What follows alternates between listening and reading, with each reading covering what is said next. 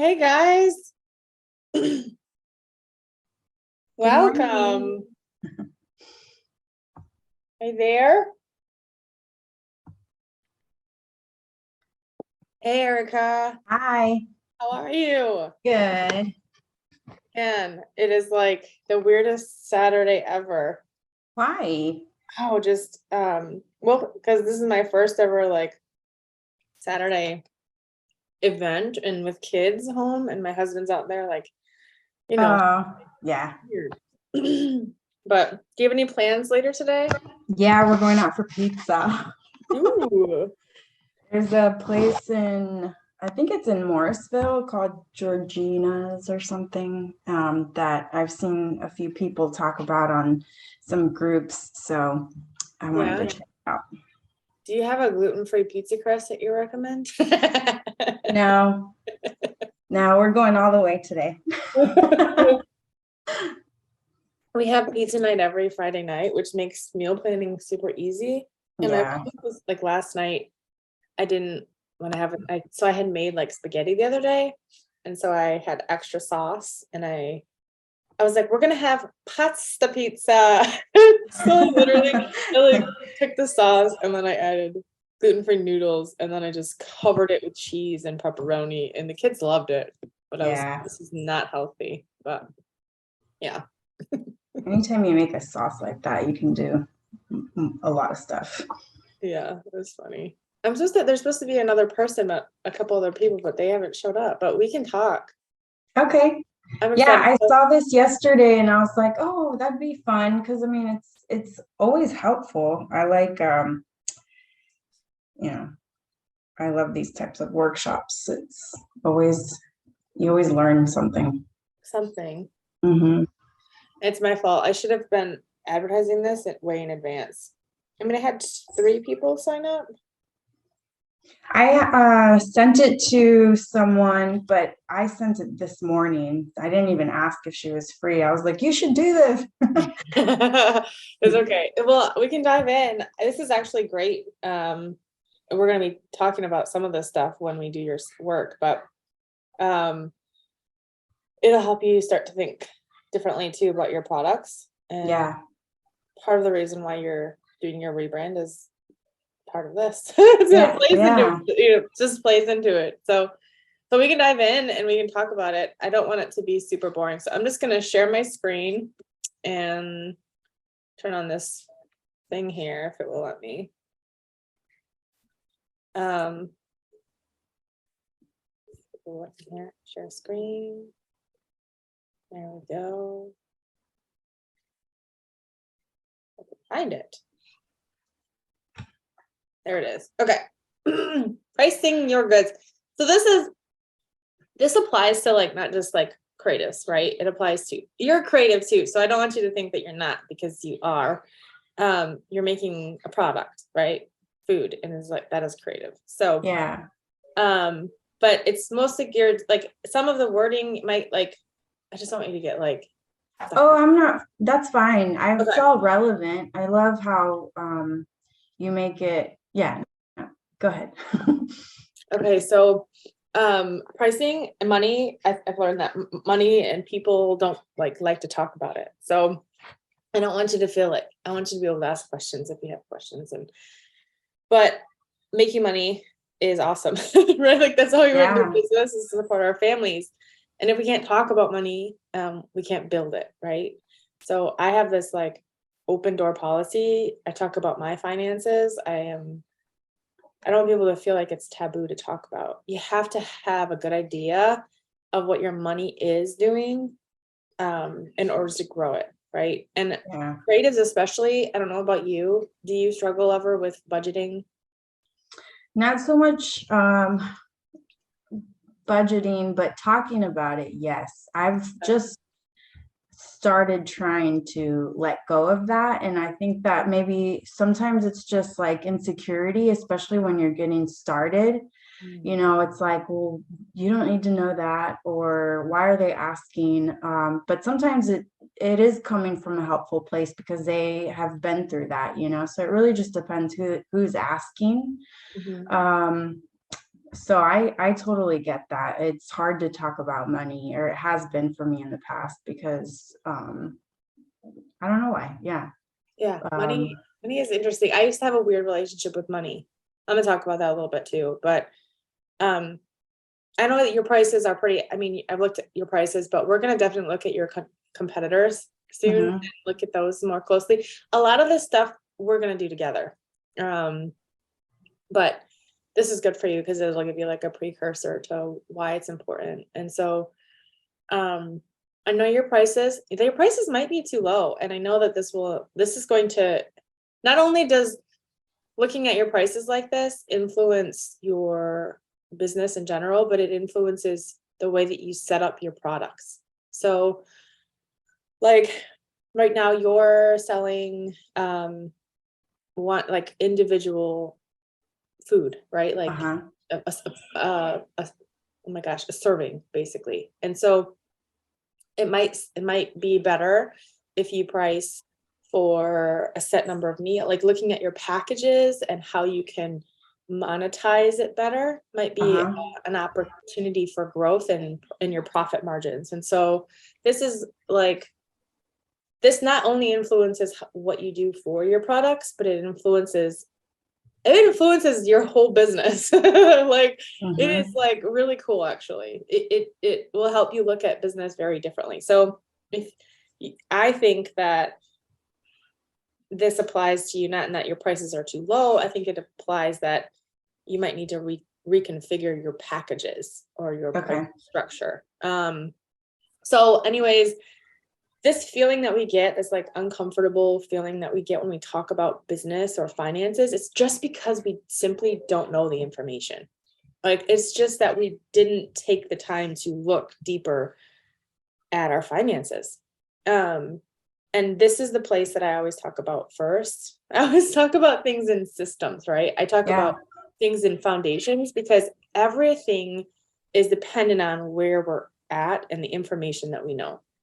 So, understanding your personal finances and your business finances, it plays a big impact together. Like you can't separate them. I literally have been talking about this lately. Your personal life and your business life, when you're a solopreneur, you're a creative, cannot be separated. There's no possible way you could do it. They just are a part of each other. However, I want to talk about specifically separating the finances because it's important, right? So, when we don't have the awareness, we feel this uncomfortable feeling. So, you kind of know my story, but I grew up super poor, single mom. Money was hard. Like we ate like peanut butters, not even mayonnaise sandwiches, ketchup sandwiches. I literally would just eat whatever was available. And I thought that as a child, like I'm never gonna have money. I'm never gonna have or build wealth, or I'm not good with finances. I was never taught when I was young that finances are a tool, that money is a tool. And so now I understand completely different. But I always had this men's mindset of like money is this bad, ethereal, big, scary, Mhm. overwhelming thing. And so I realized that once I started to look at things, my life, everything in terms of like a systems mindset, I realized that even money is just a simple system. It is not overwhelming. It can be really easy because when you look at money like a system and we look at money like a tool, we can really effectively grow. And so I thought this mindset stuff would be really important to talk about. So money is not evil. There's nothing, it's just Yeah. money, it's paper and it's a tool. It's not controlling and it's not something to be like afraid of. It's not only things that we don't take control of are things that we should be afraid of. And not taking control of our money, man, it's hard to make a purchase when you don't know how much money you have, you know, um, or what's coming, and that's scary. So if we don't have control or awareness of where our money is, or how much money we have, or where it's going and coming from, it's scary, right? Yeah. So if you begin to look at money as a tool, specifically, it'd be like for you. I'm going to keep going here. If you Mhm. look at money like a tool, as a creative, it gets really interesting because we know the power of a tool. I don't know if you have the thing about knives. My husband and I both do. Like I'll spend good money on a knife. Like, you can have a $500 handmade knife. How's that? That's crazy. Yeah. Like, I will spend money on a good tool. And I think as creative as we understand that, we're not going to leave a hammer in the yard to rust. We're not going to leave a $500 knife in the sink. We're not going to put it in the dishwasher, right? Yeah. And then if you're a fine artist, I put on here a Winsor & Newton. I literally have like an $80 paintbrush from college, and I'm like, I treat that thing so nicely, right? Oh, yeah. We don't crap on our tools. And if we look at money specifically just like a tool, like it is a tool. Yeah. We can't look at money in any other way except for it's a tool to help us grow more money, take care of our family. Like, it's a tool. So growing your business and supporting your family starts with understanding that money is just simply a tool. And I felt like that was really important to talk about. So I want to talk about some rules about finances in your business and in your life. This is something that I've kind of applied. I use a system. I used to have I actually have a system. I offer it in my course, but I use YNAB now for my personal and finance, and business budgeting. That doesn't mean that you don't have like a QuickBooks or a Xero that you're using. This is literally just to make sure we know how much money is coming in, where it's going, what our business expenses, our base foundations are, so that when you get paid, you can kind of pay yourself and budget that at the same time. And I actually pay for YNAB. It's like $90 for the year. What And is it called? Wine? YNAB, Okay. unitedbudget.com. And it's changed. It took me 2 times, actually. The first time I tried, I was like, no, I just can't figure this out. I don't have the time, which is another thing that I struggled with. It's like, budgeting takes time. Yeah. And I don't have time. And if we think that way, though, we make these excuses to not be financially literate. I felt the whole, this is a whole nother topic, but as a mom, and I have all these different hats that I'm wearing, I'm juggling all the time. And my husband, he goes to work, but he just brings home a paycheck and expects me to figure out what to do with the money. And I'm overwhelmed by that itself. But so I would just no, this isn't my responsibility. This isn't fair for you to put it all on me. And so I started to just let it go. But then when you let go and you don't actually have the awareness on your finances, you get totally screwed because you can't grow your business because you don't have the money to actually grow your business. Right. And so anyway, long story short, I found YNAB 5 years ago, and I did it for 6 months. And I was like, this just isn't making sense. And then I had a whole bunch of stuff happen. And then I realized for some reason, something just clicks. And I feel like that happens for people when things just click. And so I use YNAB to this now every day. Before I ever make a purchase, I'm looking at my budget, and I hate the word budget because it has such a negative connotation, but I look at my allotments, my plan for every dollar has a plan. And so I just look at that and I'm like, well, where can I take the money from? But YNAB is a great tool. Some of these rules are actually from YNAB. But the rules are separate your business and personal finances, have a separate business account, and separate finances completely. So it's easier at tax time. It just makes things so much easier. Don't steal from your business to buy personal things. Literally, if you're stealing or if you're paying yourself from your business account, I'm not saying sounds like if you're paying yourself and you don't know actually how much you need to have in your business, you're literally stealing the ability to grow your business. And you can't do any marketing. You can't do any advertising. You can't do anything without that tool, right? So don't steal if you I need a new car and you have 10 grand in the bank for your business and you steal that money. How are you going to grow your business? You're literally a thief of your own company. So, and then make a plan for your money. Okay. So I literally just every time you get paid, every time you have incoming money, you make a plan and you make that money work for you. You put it to work. You put the tool to work. And then you give your money a job every time so that it's not just sitting there, sitting idle. You give it a place and a home. How this is something I always tell my kids. If it doesn't have a place or a home, then it doesn't deserve to be in our house.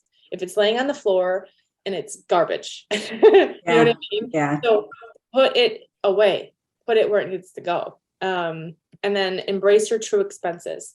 And I like this because this is a YNAB rule, because when we were like, how much do we need to actually have for Christmas saved up? Okay, I don't spend that much money, but on average, I would say it's like 1,200 to 1,500 for 5 kids and my husband.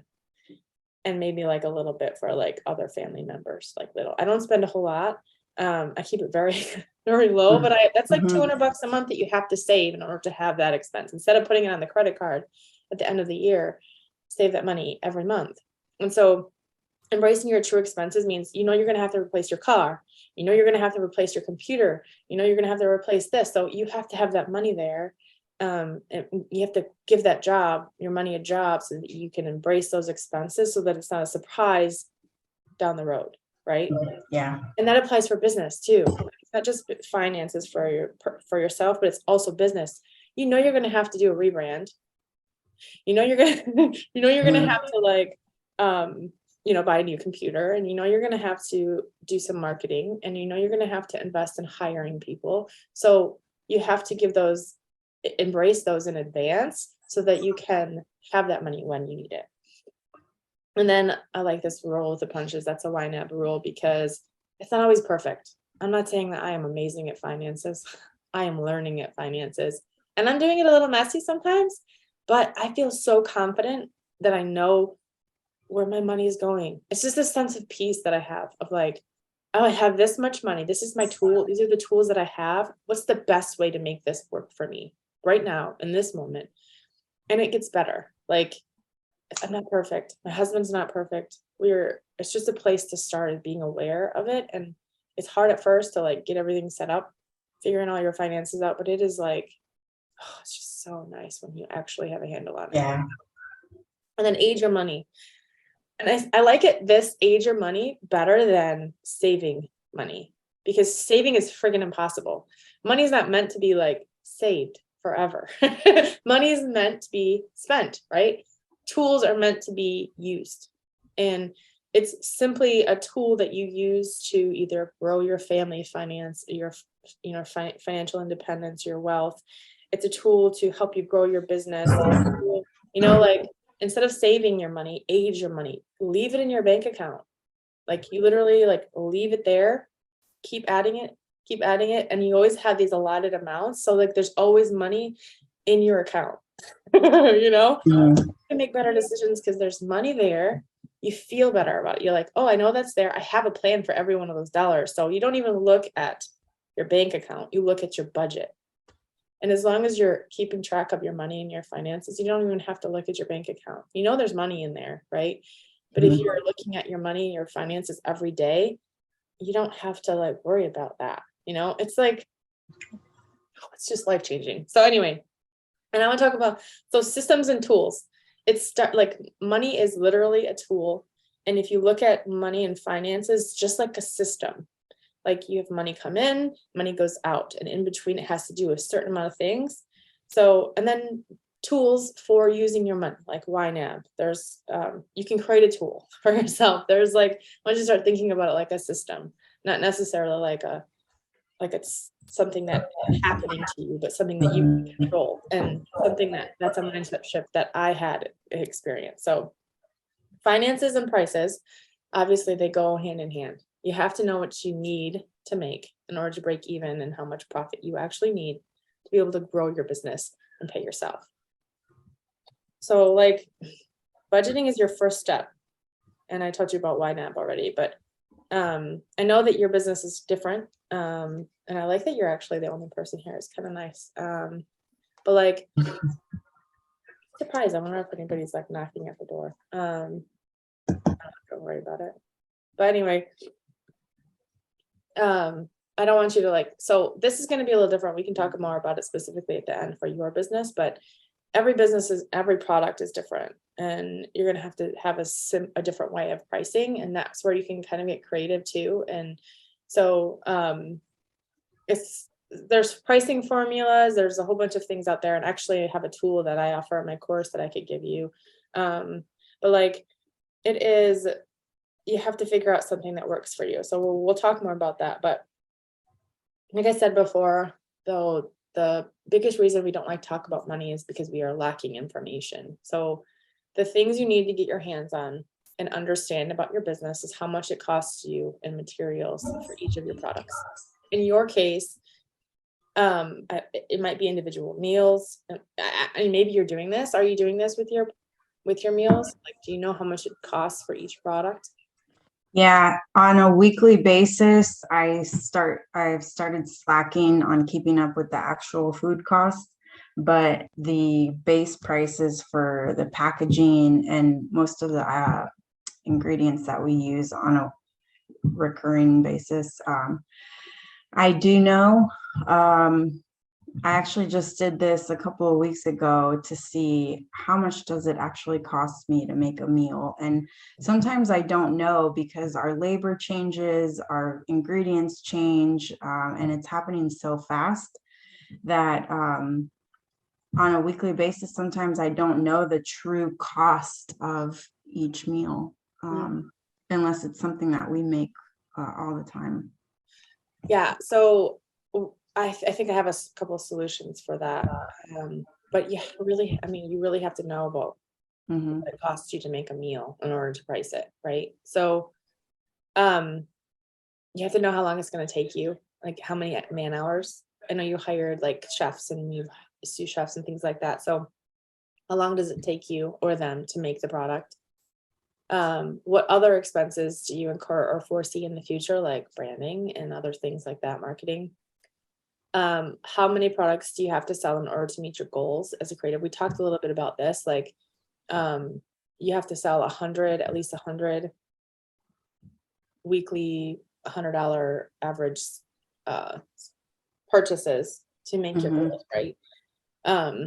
So, and then how much do you need to be able to pay yourself and support yourself in the future? We kind of accounted for that. So say base salary, right? So you have to know the details of your business to price things properly, which also helps you make better business decisions and for your life too. Like it helps you all around. Yeah. So a lot of creatives, especially, and maybe you feel this is like this ethereal thing. We kind of guess at it. We're like, Mm-hmm. this is approximate. This is approximate. Yeah. Approximate. I want you to get nitty gritty, just like you would with a budget or like making your tools work. I want you to understand more in depth about what it actually takes to make your work, right? Your products Mm-hmm. have to have a price. So market research, good record keeping, understanding all this stuff is business basics, right? So understanding what goes into making your products is going to help you take the guesswork out. It's going to help you feel confident. It's going to help you market and price your work fairly. It's not going to, help you feel confident. So when you say, oh, it costs $250 for a week's meals, this is what it looks like. This is what you can expect. Whatever. You feel confident in that it's a fair price, that people are going to feel good about it. Mm-hmm. It helps you factor in all the costs so that you're not getting screwed out of your profit margin. Because, Yeah. like if you're charging $15 for a meal and your profit margin is only like $5, like, I don't know. Wait, do you know what your profit margin is right now? That's about right. Just Okay. depending on what type of meat we're using, it goes up and down.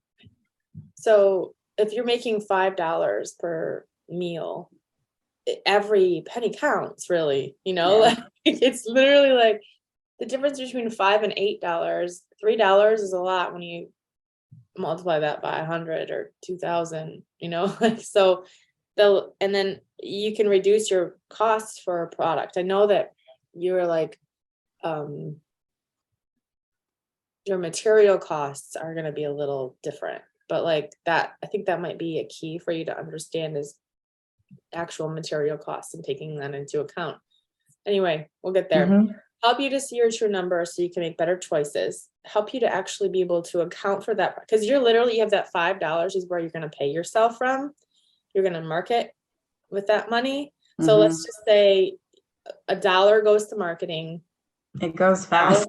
goes to you. You know what I mean? So Yeah. like that's like crazy. So we have to make sure we're actually getting every penny we can in that profit margin. And it'll help you give just give you so much confidence and clarity when it comes to building your business and your brand. Okay, so this is the process that I need you to know. And it starts with market research. We're going to do that together, but it's literally stalking, analyzing your competition. How much are they charging? Taking a look at their work. Do they actually use good ingredients? Where are they sourcing maybe their materials from? Do they look trustworthy? Do they have a good brand? What is their message? How are they marketing? Are they doing social media? Are they doing all these things? Because once you understand and you really do the market research, that in itself helps you feel more confident in pricing your work. Oops.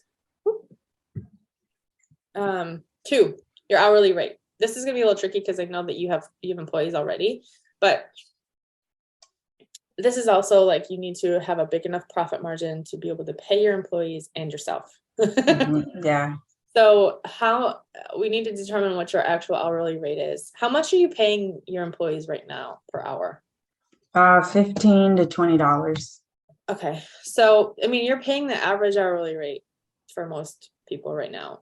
And then the thing is too, is you also want to have a big enough profit margin that you can help them make a living wage. So it's all like plays into it, right? You have to have enough profit to pay yourself, enough profit to pay your employees. So that profit margin just shrinks so quickly when we don't look at the numbers.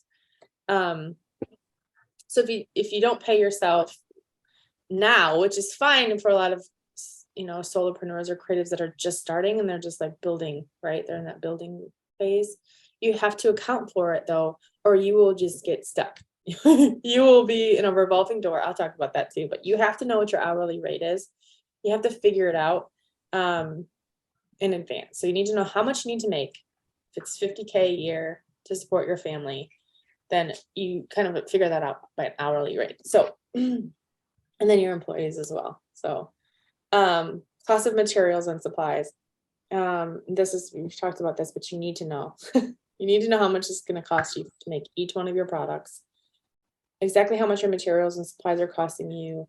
And this is like, I think this is one of the best places because you can buy things on wholesale. Do you do wholesale?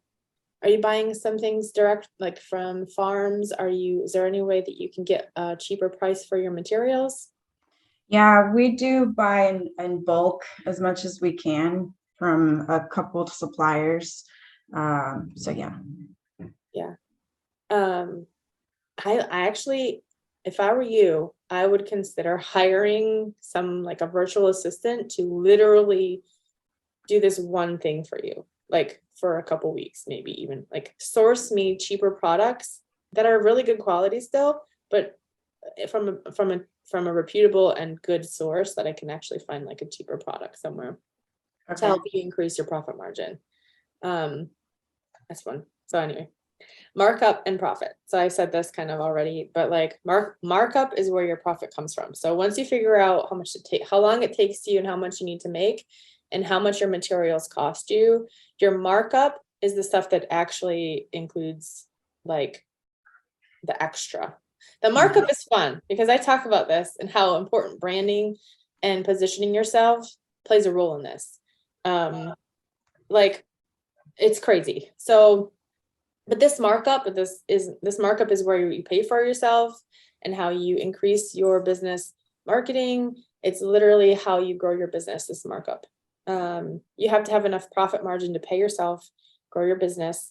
It's important that we price our stuff effectively because we'll get stuck, like I said, in this revolving door of not having enough profit margin to actually grow our business.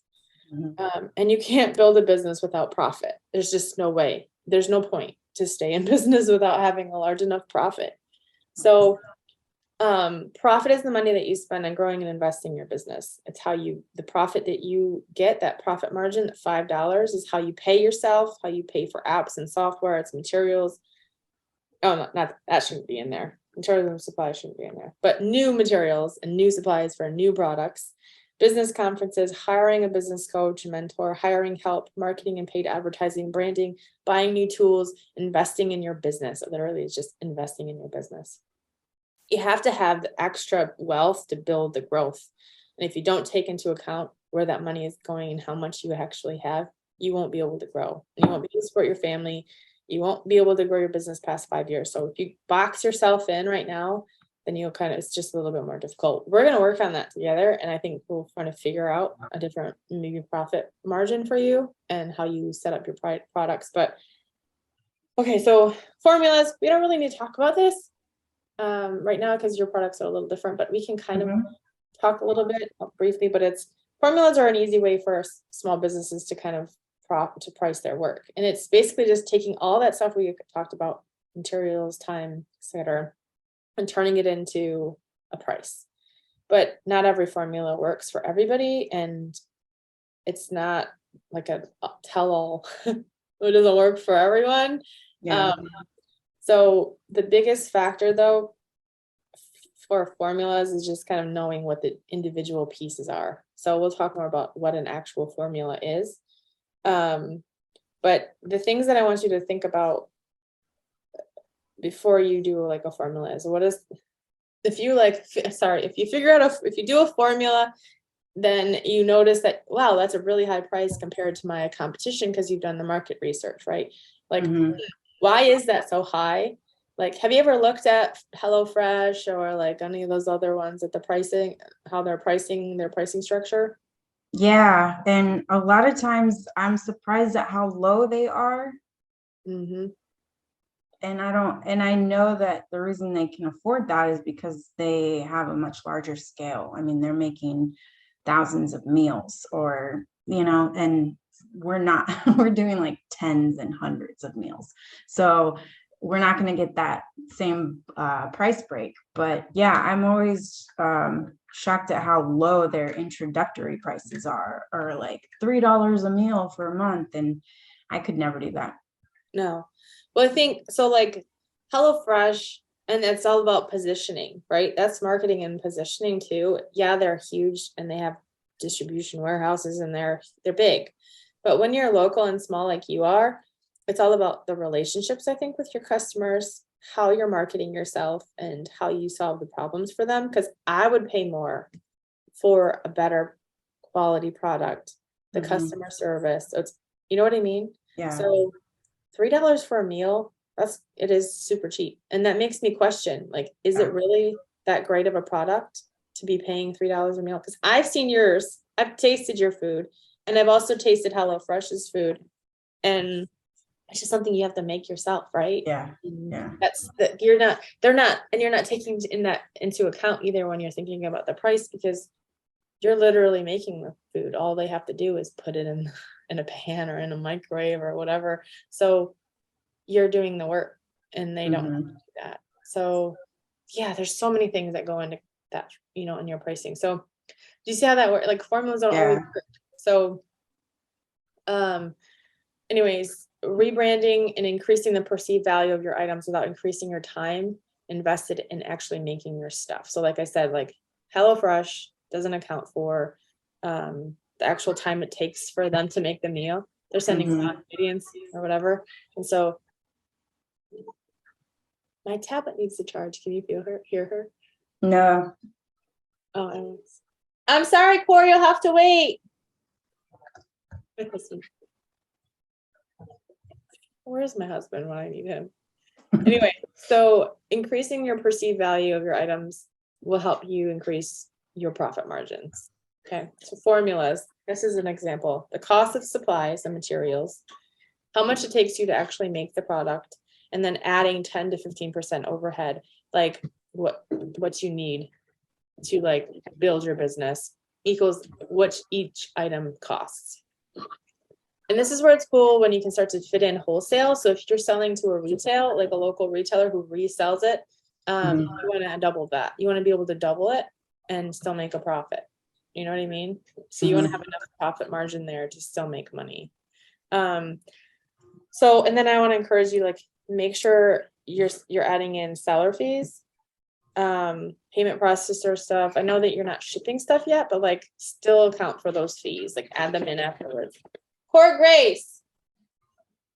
Where's Daddy at? Oh, of course, he's out there watching TV. Oh.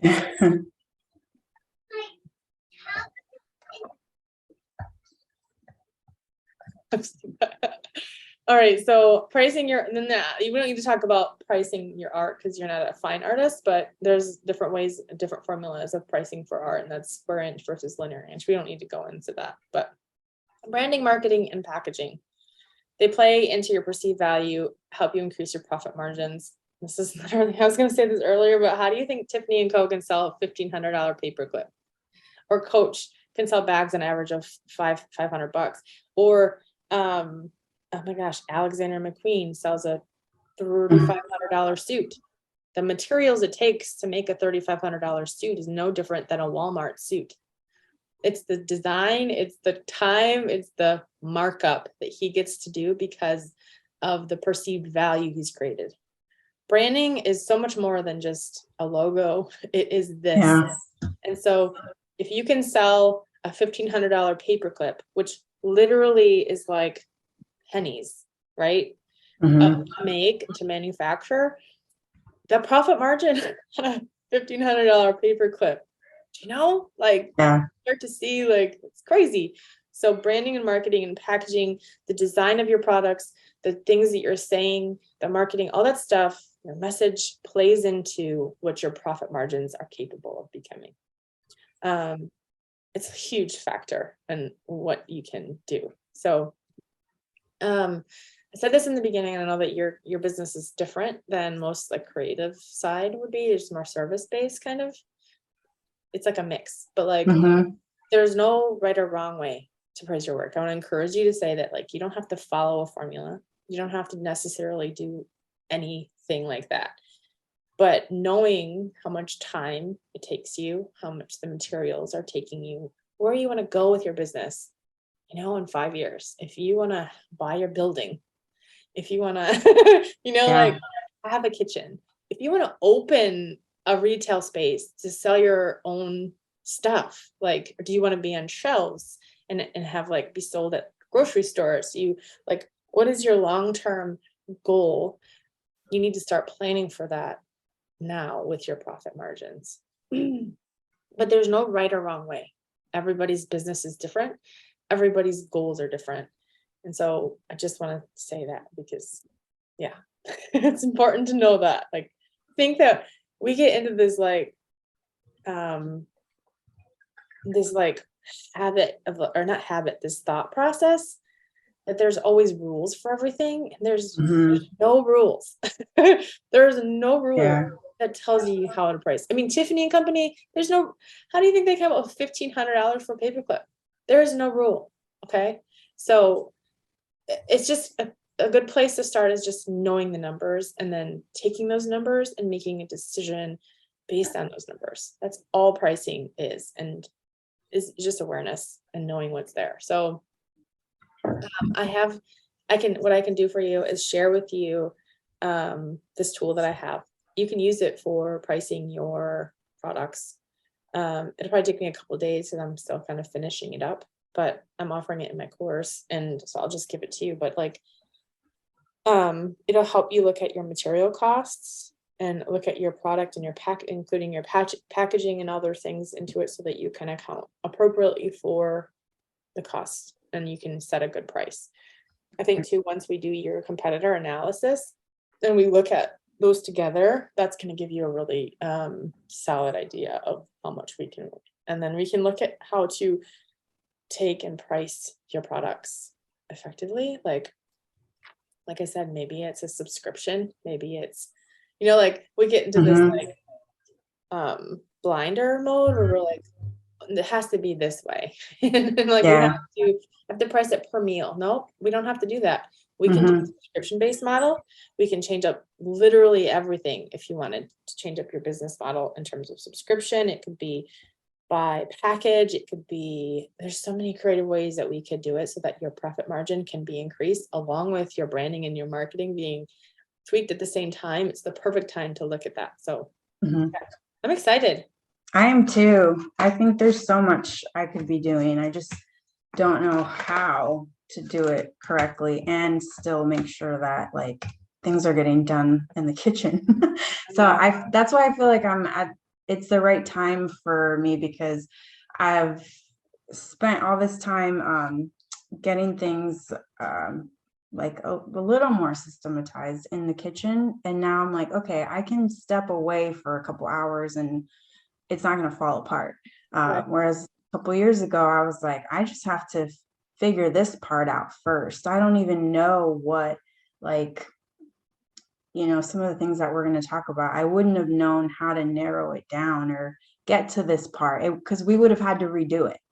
Mhm. So I'm excited for that. What do you mean by like you would have to redo it? I'm curious about Well, that. because like when you start talking about like your mission, your values, like, I mean, I felt like I needed to be in it and do it and actually hear our clients and what they want rather than just me saying, here's what you need. This has given me time to really get to know what's working and what's not, Yeah. rather than just saying like, I think my idea is great and you should buy it. Now I know, like, we have some, we like, you could ask me about our clients and what they buy or what they don't buy.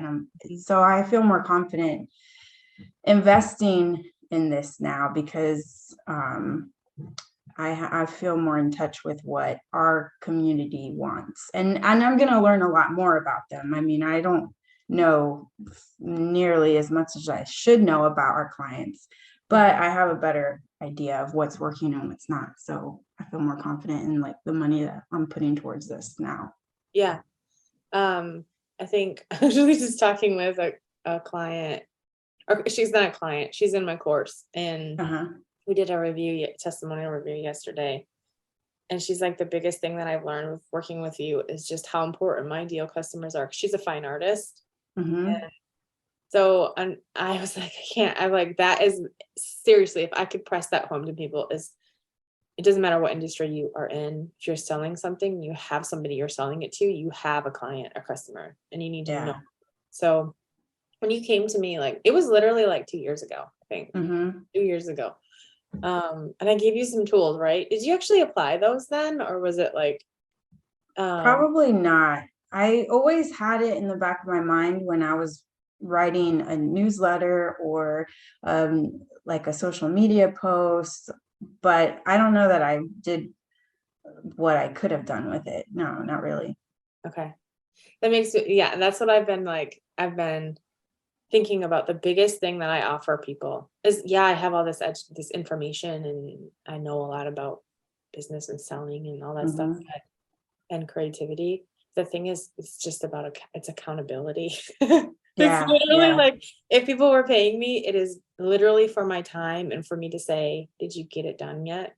Did you do Hmm. that? And that accountability is so important for people to like to do it. And I like force them, like, I'm gonna force you to do it, and Yeah. we're gonna do it together. So like that accountability is huge.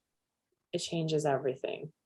So, but I'm excited to get started. And all right, I'm gonna turn this off. Hold on here. Stop recording.